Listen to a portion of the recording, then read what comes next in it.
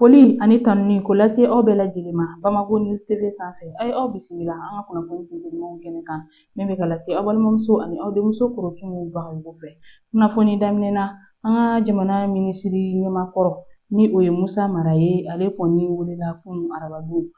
brigade du pôle national de lutte contre la criminalité fɛ Bamakɔ kɔnɔna na yan nɔ. Ale kɔni kɔnɔnen don bi alamisa juillet kalo tile 31 san 2025 nɛgɛ kanɲɛ 10 waatiw la.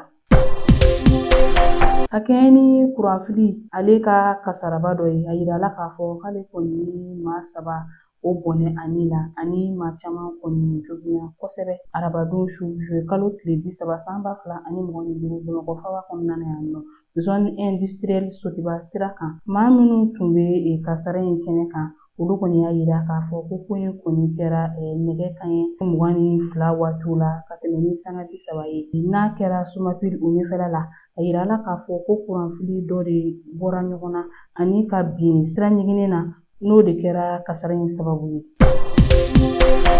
Ka kɛɲɛ ni minisiriw ka ladadalasigi ye min bɛ kɛ u fɛ araba o araba n'o ye conseil des ministres ye kunun arabadon juillet kalo tile 30 san 2025 a yirala k'a fɔ k'olu kɔni ye sariyakisɛ dɔw ta k'o don ba la n'o bɛ tali kɛ projet de charte nationale pour la paix et la réconciliation nationale n'o de ye maliyɛndenw yɛrɛ dama ka don da kelen fɛ ka bɔ da kelen fɛ yaasa ka se ka bɛn ani keleya o sabati an ka jamana kɔnɔna na cogoya min na.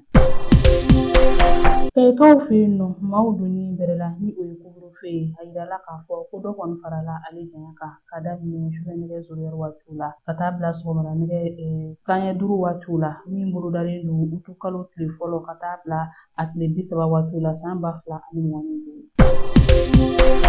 K'a daminɛ juillet kalo tile 31 na ka taga bila utu kalo tile 8 na san 2025 an ka Mali minisiri ɲɛma ni o ye général de division Abdoulaye Mayiga ye ale kɔni bɛ taama minnu na Japon jamana kan ani Turkmenistan jamana kan an ka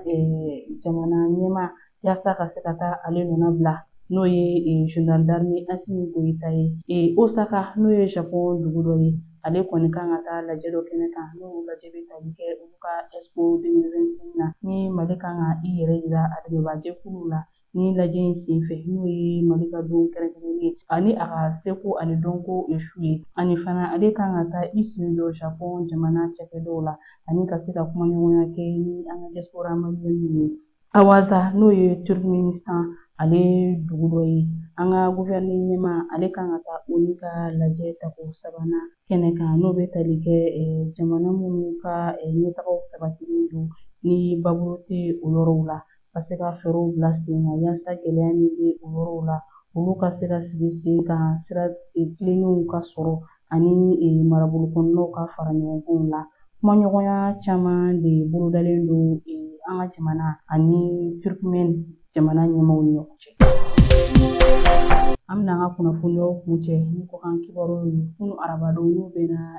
juillet kalo tile 30 ma san 2025 Wagadugu n'o ye Burkina Faso faaba ye a bɛ ye k'a fɔ ONUSI jamana jɛkulu dɔ taara taama min donna Wagadugu ni olu yɛrɛ ka ɲɛmaya tun bɛ u ka minisiri bolo min ka baara ɲɛsinnen don kuranko ma ni o ye Serge Despili ye. Olu bisimirala Burkina jamana ɲɛmaa fɛ kapitɛni Ibrahim Traoré u ka kumaɲɔgɔnyaw tun bɛ tali kɛ min kan o de ye ka se ka jamana fila in ka jɛɲɔgɔnya baaraw sigi sen kan min kɔni laɲinina u fɛ ka kɛɲɛ ni Burkina jamana ɲɛmaa ale ka kɔsɛ in na taama ye Moscou n'o ye Rusi faaba ye. Nin de bɛ dansigi bi an ka kunnafoni sentelɛmanw na aw ni ce aw ka ɲɛmadali ani aw ka kulomajɔw la aw k'an bɛn don n'a nataw la.